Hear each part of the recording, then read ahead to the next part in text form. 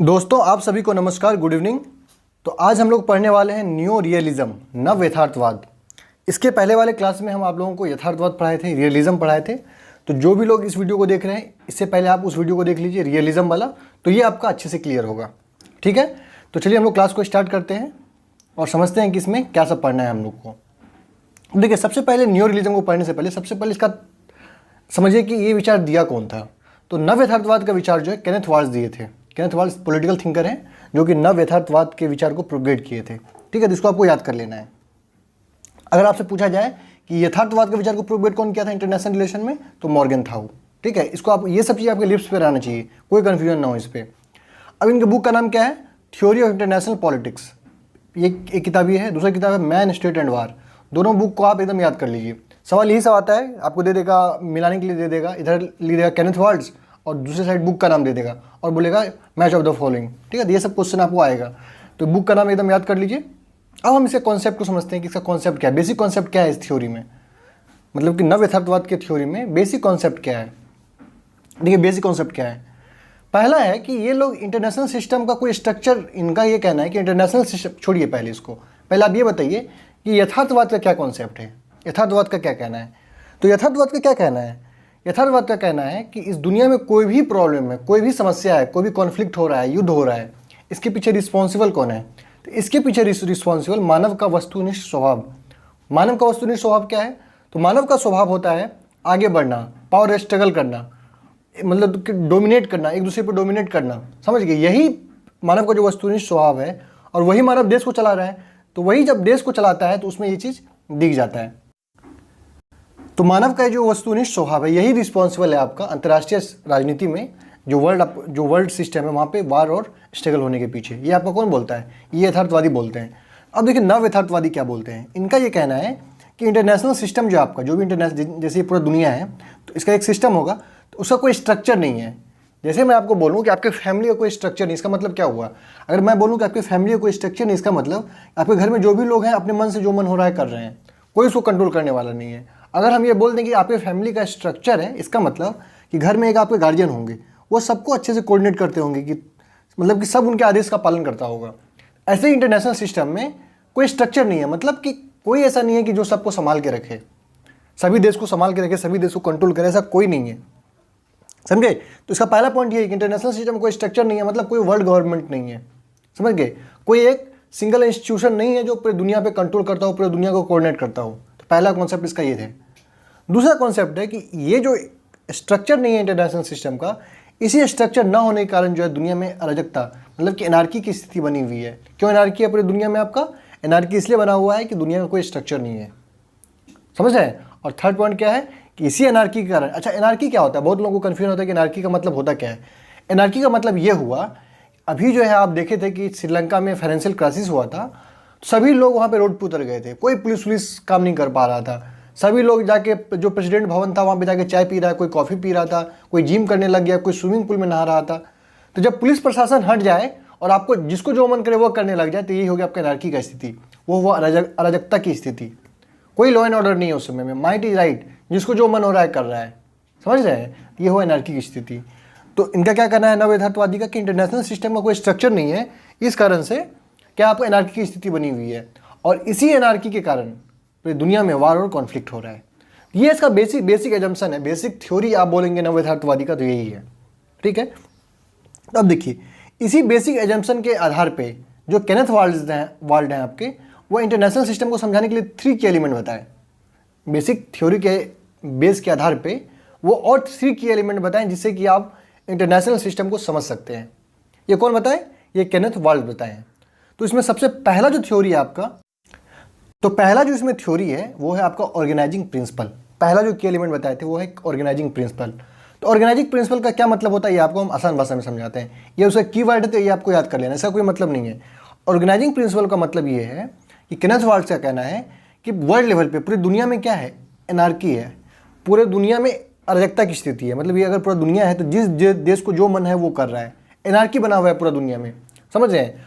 और उनका क्या कहना था? कंट्री लेवल पे, मतलब देश के स्तर पर क्या है? हायरार्की है। हायरार्की का मतलब क्या हुआ?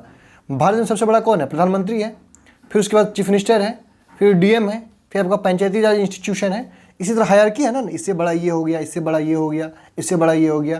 तो उनका यही कहना था कि वर्ल्ड लेवल पे क्या है, वर्ल्ड लेवल पे अगर आप देखेंगे तो एनार्की बना हुआ है, और अगर देश के लेवल पर देखेंगे तो हर देश में क्या है, हायरार्की बना हुआ है। तो ऑर्गेनाइजिंग प्रिंसिपल का मतलब यही था। तो केनेथ वाल्स जो है अंतर्राष्ट्रीय सिस्टम को समझाने के लिए 3 की एलिमेंट दिए। उसमें पहला था ऑर्गेनाइजिंग प्रिंसिपल। ऑर्गेनाइजिंग प्रिंसिपल का क्या मतलब है कि वर्ल्ड लेवल पे एनार्की है और कंट्री लेवल पे हायरार्की है, बस इतना ही मतलब है। अब चलिए अगला पॉइंट देखते हैं।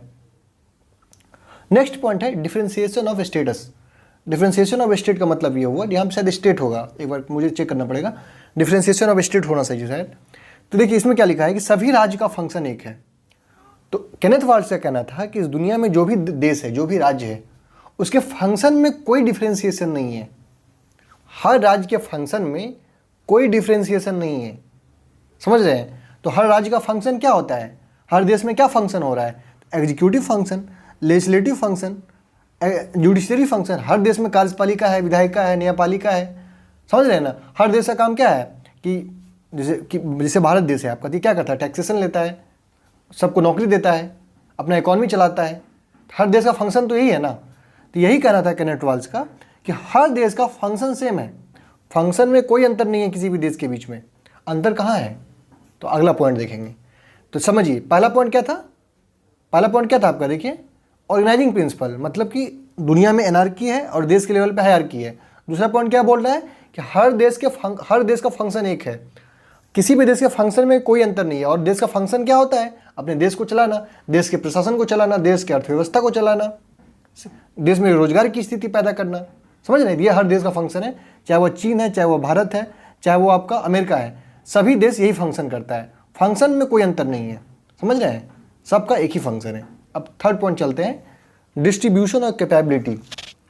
तो केनेथ वाल्स का कहना था यही आधार पे दोनों सभी देश के बीच में अंतर होता है, डिफरेंशिएशन होता है कैपेबिलिटी में अंतर के कारण। केनेथ वाल्स का कहना था कि हर देश के फंक्शन में तो कोई अंतर नहीं है, लेकिन हर देश की कैपेबिलिटी में अंतर है, सभी की कैपेबिलिटी में अंतर है, मतलब सभी देश के क्षमता में अंतर है। और कैपेबिलिटी में वो सारे एलिमेंट होते हैं जो देश को पावरफुल बनाता है। तो कैपेबिलिटी ऐसा कौन सा एलिमेंट है जो आप किसी भी देश को जो है कैपेबल बनाता है, मतलब कि उसको शक्तिशाली बनाता है, तो क्या है बताइए, पॉपुलेशन, वहाँ का एरिया, वहाँ का इकॉनमी, वहाँ का डिफेंस, ये सब क्या है, ये सब ऐसा एलिमेंट है जो किसी भी देश की कैपेबिलिटी को बढ़ाता है, समझे। तो केनेथ वाल्स क्या कहना था कि कैपेबिलिटी में हर देश का कैपेबिलिटी अलग अलग होता है, और यही कैपेबिलिटी में डिफरेंस के कारण जो है पूरी दुनिया में क्या हो रहा है, कॉन्फ्लिक्ट हो रहा है, वार हो रहा है, सिक्योरिटी डायलेमा हो रहा है। और हर देश क्या चाहता है, हर देश अपना रिलेटिव पावर बढ़ाना चाहता है। रिलेटिव पावर क्यों बढ़ाना चाहता है, क्योंकि रिलेटिव पावर बढ़ेगा तो आपका कैपेबिलिटी भी बढ़ेगा। जो जितना कैपेबल होगा वो अपने राष्ट्र हित की उतनी पूर्ति कर पाएगी, वो अपने राष्ट्र हित को उतना पूरा कर पाएगा, जो भी देश। समझ पा रहे हैं इस चीज़ को ध्यान से समझिए। Capability is directly proportional to your national interest. आप जितना कैपेबल होंगे, आप जितना योगवान होंगे, आप अपने राष्ट्र हित का उतना ज़्यादा पूरा करेंगे, समझ गए। यही 3 की एलिमेंट था केनेथ वाल्स का इंटरनेशनल पॉलिटिक्स को समझाने के लिए, समझ गए। अब हम नेक्स्ट पॉइंट समझते हैं कैसे पढ़ना है हमको। अब देखिए, तो वो इंटरनेशनल सिस्टम जो है आपका अकॉर्डिंग टू केनेथ वाल्स, उसको समझाने के लिए हम आपको ग्राफ के माध्यम से समझाते हैं, इंटरनेशनल सिस्टम के स्ट्रक्चर को समझाते हैं। तो केनेथ वाल्स का कहना था कि पूरे दुनिया में क्या है, पूरी दुनिया में एनार्की, पूरी दुनिया का स्ट्रक्चर कैसा है, एनार्की का स्ट्रक्चर है। वहाँ पर अराजकता की स्थिति पूरी दुनिया में बनी हुई है, ठीक है, एनार्की का स्ट्रक्चर है पूरी दुनिया में। ग्राफ के माध्यम से आपको हम समझा रहे हैं जो केनेथ वाल्स का थाउट है। तो एनार्की का स्ट्रक्चर का मतलब क्या हुआ, जिस देश को, जैसे कि इंडिया है, पाकिस्तान है, बांग्लादेश है, ये है वो है, जो भी है, सबके बीच एनार्की है, मतलब किसी को, मतलब कि कोई किसी पे कॉन्फिडेंशियल नहीं है, समझ रहे हैं। इस एनार्की के स्ट्रक्चर के कारण क्या है, सब कुछ सिक्योरिटी डायलेमा है। डायलेमा कैसे है सिक्योरिटी डायलेमा, इंडिया को लग रहा है कि उस पर चीन हमला कर देगा, चीन को लग रहा है उस पर यूएस हमला कर देगा, यूएस को लग रहा है उस पर रसिया हमला कर देगा, पाकिस्तान को लग रहा है उस पर इंडिया हमला कर देगा। ये जो एनार्की का स्ट्रक्चर है, इसके कारण क्या है, सिक्योरिटी डायलेमा बना हुआ है।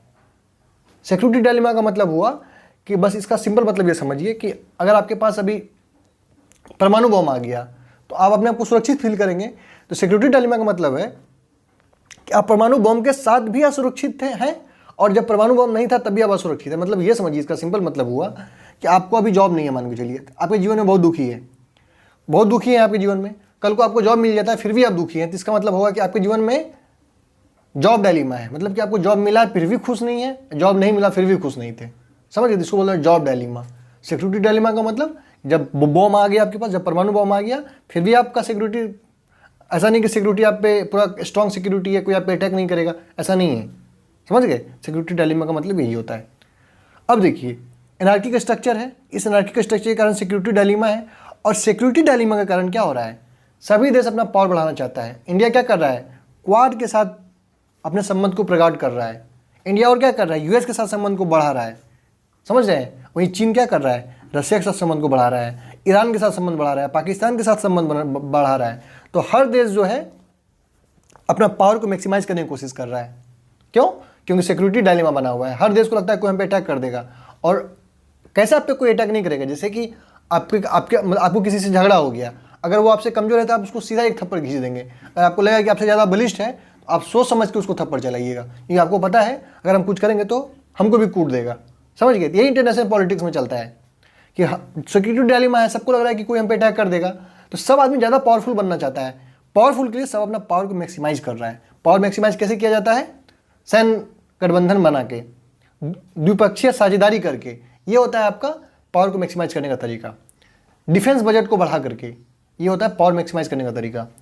और जब पावर मैक्सिमाइज हो जाएगा तो बैलेंस ऑफ पावर हो जाएगा। बैलेंस ऑफ पावर का मतलब क्या हुआ, इधर इंडिया अमेरिका का जो भी ग्रुप है उसके पास जितना पावर होगा, उधर चीन यूएस वाला, चीन रशिया के वाला का जो लॉबी है, दोनों के पास बराबर पावर हो जाए।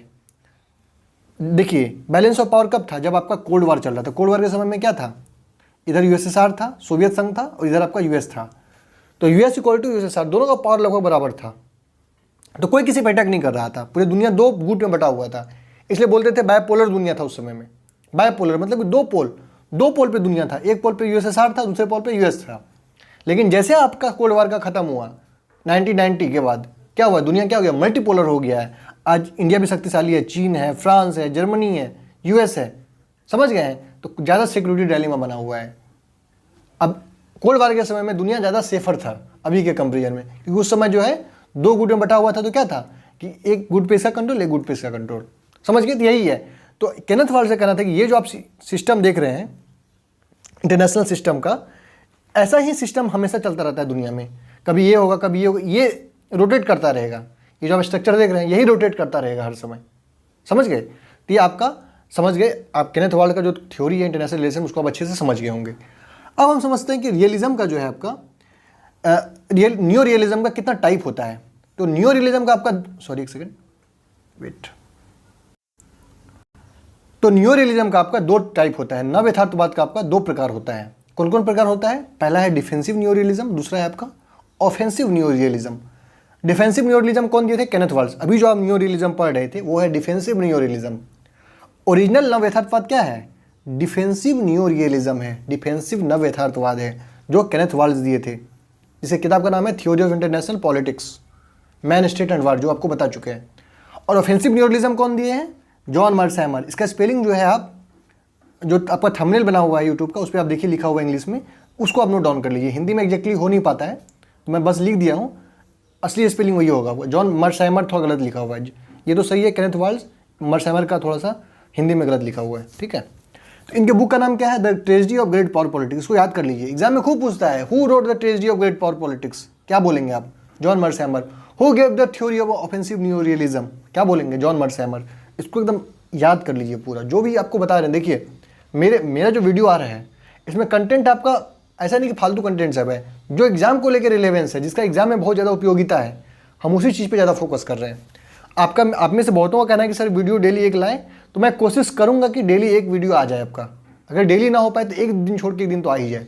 ठीक है, मेरा भी थोड़ा सा भी एग्जाम है तो थोड़ा मैं तंग हूँ इस चीज़ को लेकर, मैं लेकिन कोशिश करूँगा। और अगर आपको इसका PDF चाहिए तो आप लोग टेलीग्राम चैनल को ज्वाइन कर लीजिए @netjarofmind, या मैं डिस्क्रिप्शन में लिंक डाल दूंगा, आप सभी लोग उसको ज्वाइन कर लीजिए, वहाँ पे PDF आपको मिल जाएगा। समझ गए? तो अब देखिए हम लोग पढ़ रहे थे डिफेंसिव ऑफेंसिव। अब इस दोनों में अंतर समझते हैं कि डिफेंसिव न्यू रियलिज्म क्या है, ऑफेंसिव न्यू रियलिज्म क्या है, दोनों में अंतर समझते हैं। ठीक है, तो चलिए इसको अंतर हम लोग देखने का कोशिश करते हैं। ये देखिए डिफेंसिव न्यू रियलिज्म क्या बोलता है? Security maximiser. सिक्योरिटी मैक्सिमाइजर क्या होता है कि आप देख रहे हैं कि इसको आपको हम आसान भाषा में समझा रहे हैं। जैसे आपका कोई रूममेट है, वो UPSC की तैयारी कर रहा है, आप भी UPSC की तैयारी कर रहे हैं, आपको पढ़ने में मन नहीं लग रहा है, आप देख रहे हैं कि आपका दोस्त पढ़ रहा है तो आप भी पढ़ने के लिए बैठ गए। ठीक है, वो अगर एक टेस्ट दिया तो अभी एक टेस्ट दे के बैठ गई, तो इसको बोलते हैं सिक्योरिटी मैक्सिमाइजर। लेकिन जो पावर मैक्सिमाइजर होगा, मेरा सामने वाला पढ़ रहा है या नहीं पढ़ रहा, हम तो पढ़ेंगे क्योंकि हमको पावरफुल बनना है। समझ गए? एक बेसिक अंतर बता रहे हैं। और आपको हम दूसरा एग्जाम्पल देते हैं सिक्योरिटी मैक्सिमाइजर में और पावर मैक्सिमाइजर में। मान के चलिए कि कोई आपको एक थप्पड़ दे दिया, तो आप भी उसको घुमा के थप्पड़ दीजिए। कोई आपको थप्पड़ मारा है तब आप उसको थप्पड़ मार रहे हैं, यह है सिक्योरिटी मैक्सिमाइजर। लेकिन बिना किसी वजह का आप किसी को थप्पड़ जाकर मार दिए हैं, बिना किसी वजह का, यह है पावर मैक्सिमाइजर। समझे? देखिए, इसको अगर आपको डिप्लोमेटिक वर्ड में समझना है तो यहाँ पे आप चाइना को रखिए, यहाँ पे आप इंडिया को रखिए। मतलब डिफेंसिव में इंडिया, ऑफेंसिव में चाइना। अब हमको ये बताइए, चाइना जो कंस्ट्रक्ट किया है जो भी चीज़ आपका बॉर्डर पे, वो क्यों किया है? क्या इंडिया कर रहा था इसलिए चाइना किया, कि चाइना अपने मन से किया? तो चाइना अपने मन से किया है। चाइना को उद्देश्य था कि बॉर्डर के आसपास में हमको इंडिया को डोमिनेट करना है, हमको रिलेटिव पावर बढ़ाना है। लेकिन इंडिया जो बॉर्डर पे बना रहा है, इंफ्रास्ट्रक्चर क्यों बना रहा है? वो 2015 के बाद बना रहा है। 2015 के बाद तो पॉलिसी, 2015 से पहले पॉलिसी ही कुछ अलग था। जो कांग्रेस की सरकार थी उनका कहना था कि हम बॉर्डर पे इंफ्रास्ट्रक्चर बनाएंगे ही नहीं, क्योंकि इंफ्रास्ट्रक्चर अगर नहीं बनाएंगे तो चीन हम पे अटैक नहीं करेगा, क्योंकि यहाँ पे रास्ता नहीं हुआ तो वो अटैक किधर से करेगा। इसको बोलेंगे डिफेंसिव का भी डिफेंसिव फॉरेन पॉलिसी। समझ गए? आज तो एटलीस्ट रोड अच्छे से बन रहा है, तो जिनको पता नहीं है वो लोग को आइडिया नहीं लग रहा है कि गवर्नमेंट क्या कर रही है, गवर्नमेंट क्या नहीं कर रही है। अभी बहुत काम हो रहा है आपके चाइना बॉर्डर पे।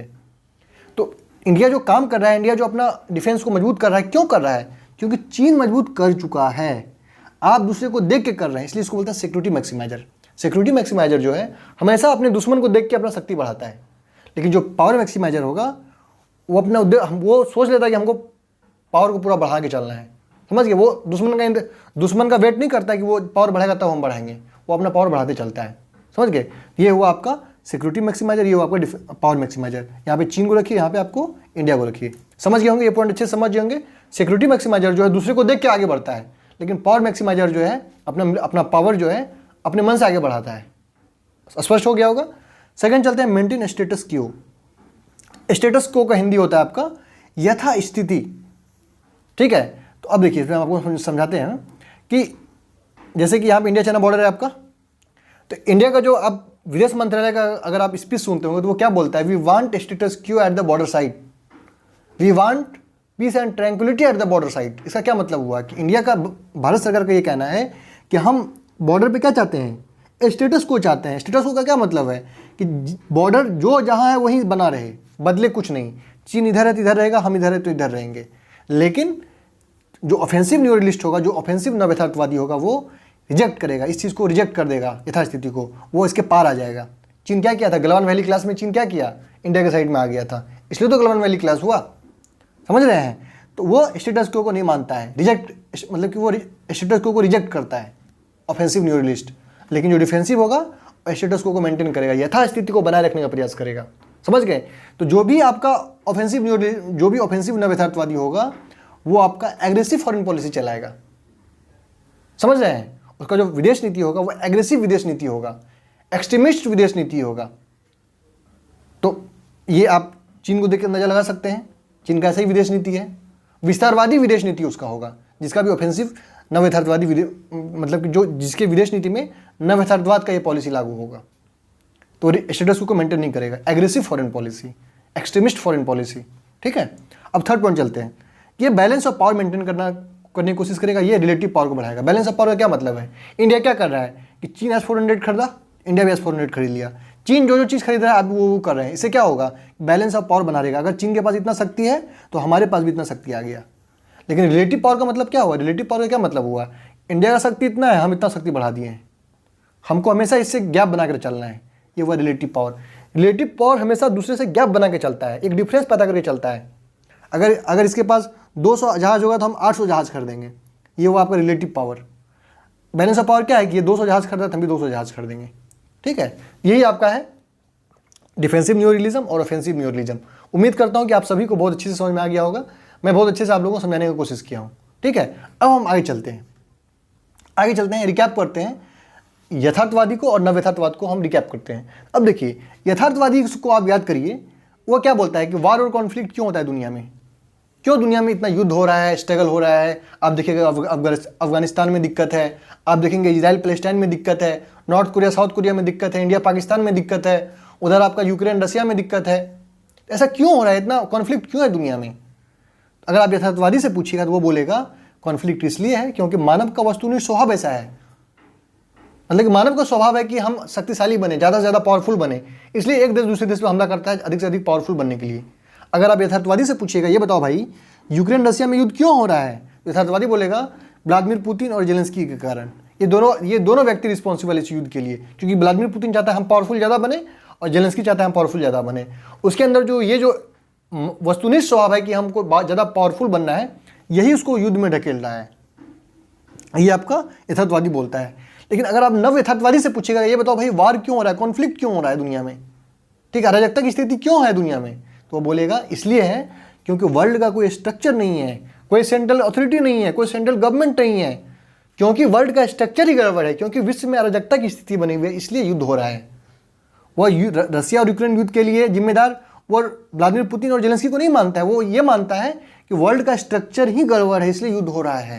अगर वर्ल्ड का स्ट्रक्चर जब ठीक हो जाएगा तो युद्ध नहीं होगा। स्ट्रक्चर कैसे ठीक होगा, जब बैलेंस ऑफ पावर हो जाए, समझ रहे हैं, बैलेंस ऑफ पावर जब हो जाएगा तब युद्ध नहीं होगा। अभी क्या है, एनार्की की स्थिति बनी हुई है, अराजकता की, वर्ल्ड का कोई स्ट्रक्चर नहीं है, कोई सेंट्रल अथॉरिटी नहीं है, कोई सेंट्रल गवर्नमेंट नहीं है पूरे विश्व को संभालने के लिए, इसलिए अराजकता की स्थिति है। समझ में आ गया होगा यथार्थवादी और नव यथार्थवादी को, एकदम सिंपल लैंग्वेज आपको हम समझाएं। बहुतों का क्लियर नहीं होता है ये विचार, वो पढ़ लेता है थ्योरी लेकिन कंसेप्ट क्लियर नहीं होता है, ठीक है। अब हम कुछ और चीज़ समझते हैं। अगर आप यथार्थवादी को आप पढ़े हुए हैं तो आप ये बताइए कि यथार्थवादी का थॉट क्या होगा, लोकतंत्र पे क्या विचार होगा उसका। तो अगर आप जनरली बात करेंगे, अगर आप उदारवादी का बात करेंगे, खासकर जो आदर्शवादी लोग हैं वो लोग क्या बोलते हैं कि दो लोकतंत्र के बीच युद्ध नहीं होता है। उदारवादी बोलता है कि लोकतंत्र के बीच युद्ध नहीं होता है, हमेशा शांति बना रहता है, ठीक है। तो यथार्थवादी बोलता है ये सब फालतू बात है, कोई मतलब नहीं है लोकतंत्र है या लोकतंत्र राजतंत्र है। ये बताइए इंडिया और यूएई का रिलेशन कितना बढ़िया है, यूएई और अमेरिका का रिलेशन कितना बढ़िया है। यूएई तो राजतंत्र है, अमेरिका तो लोकतंत्र है, फिर भी कितना अच्छा संबंध है। तो क्या यहाँ पे लोकतांत्रिक थाउट आ रहा है बीच में, नहीं आ रहा है। तो लोकतंत्र, तो यथार्थवादी का कहना है कि राष्ट्र हित इंपॉर्टेंट होता है, आपका नेशनल इंटरेस्ट मिलता ही नहीं मिलता है। अगर आपका नेशनल इंटरेस्ट मिलेगा तो कोई मतलब नहीं कि सामने वाला देश लोकतंत्र है, राजतंत्र है, तानाशाह है, चाहे जो हो, समझ गए हैं। तो इनका ये कहना है कि लोकतांत्रिक आधार नहीं हो सकता है एक देश का दूसरे देश के साथ अच्छा संबंध में, लोकतांत्रिक आधार सिर्फ गलत है।